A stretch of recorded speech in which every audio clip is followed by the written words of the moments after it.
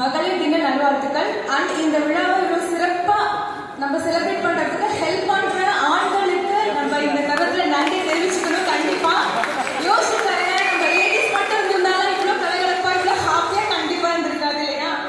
So எல்லாருக்குமே நன்றி. And இன்னைக்கு வந்து உமன்ஸ் டே செலிப்ரேட் பண்றோம். நம்ம நினைச்சு நம்ம ரொம்ப பெருமைப்படுறோம் இல்லையா? எல்லாருமே பெருமைப்படுறோம்.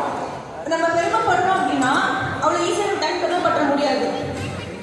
ஸோ இன்னைக்கு வந்து நான் வந்து நம்மளோட பெருமைகள், நம்ம என்னென்ன செஞ்சோம் சாதிச்சோம் அதை பற்றி பேசாம நம்மளோட டே டு லைஃப்பை எப்படி இன்னும் ஹாப்பியாக ஹெல்த்தியாக கொண்டு போகிறத பற்றி ஒரு சில விஷயங்களை உள்ள ஷேர் பண்ண போகிறேன். முதல் விஷயம் என்ன அப்படின்னா, இப்போ நம்ம நினச்சி பெருமைப்படுறோம் அப்படின்னா நம்மளை ஃபர்ஸ்ட் நம்ம அக்செப்ட் பண்ணிப்போம். எத்தனை பேர் நம்ம அக்செப்ட் பண்ணிக்கிறோம்? நமக்கு இருக்கக்கூடிய ஸ்கின் டோன் ஆகட்டும், ஹைட்டு, வெயிட்டு, நம்ம கேரக்டர் எல்லாமே பார்த்தீங்க அப்படின்னா இந்த உலகத்திலேயே நம்மள மாதிரி நம்ம மட்டும்தான், வேற யாருமே இருக்க மாட்டாங்க. யூனிக், நம்ம ஒவ்வொருத்தருமே ஒவ்வொரு வகையில யூனிக்கான ஒரு பர்சன் தான். ஸோ அதை நம்ம நினைச்சு கண்டிப்பா நம்ம எல்லாருமே பெருமைப்படுறோம்.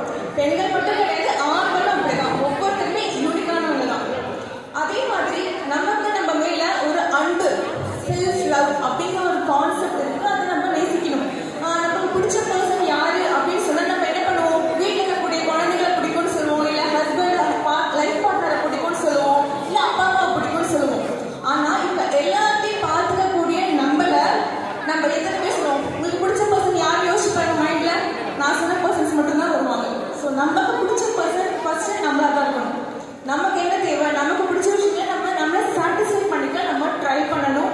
அண்ட் 24 hours இருக்கு. நம்ம எல்லாரும் இவ்வளோ மெனக்கட்டு ஓடுறோம், வீட்டுக்காக உழைக்கிறோம், ஆஃபீஸ்க்காக உழைக்கிறோம். ஆனால் நமக்காக நமக்கு பிடிச்ச விஷயங்கள்ல டைம் ஸ்பெண்ட் பண்ண நம்ம மறந்துடுறோம். நம்ம டேக் கேர் பண்ணிக்கிறதே கிடையாது.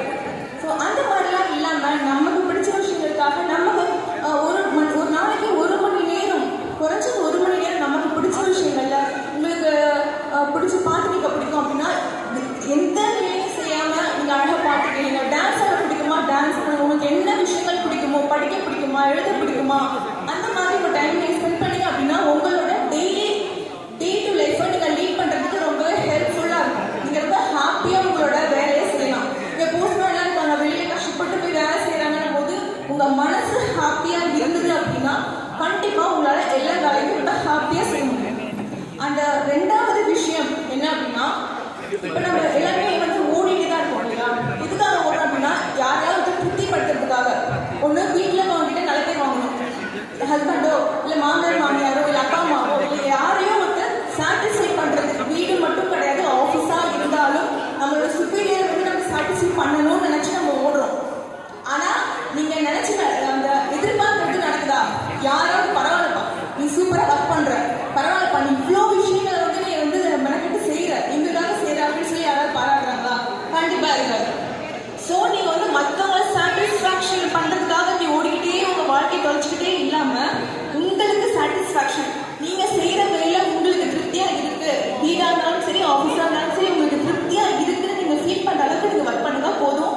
ஏன்னா நீங்க உங்க உயிரை கொடுத்து மெழுகா உருகி யாரும் உங்களுக்கு எங்கேயும் செலவழிக்க போறது கிடையாது.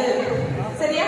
ஸோ நீங்க உங்களுக்கு சாட்டிஸ்ஃபேக்ஷன் என்னவோ அந்த அளவுக்கு நீங்க ஒர்க் பண்ணுங்க. நீங்க ஆன் த எண்ட் டே எண்டில் கண்டிப்பா நீங்க வந்து சாட்டிஸ்ஃபைடா இருக்கணும்.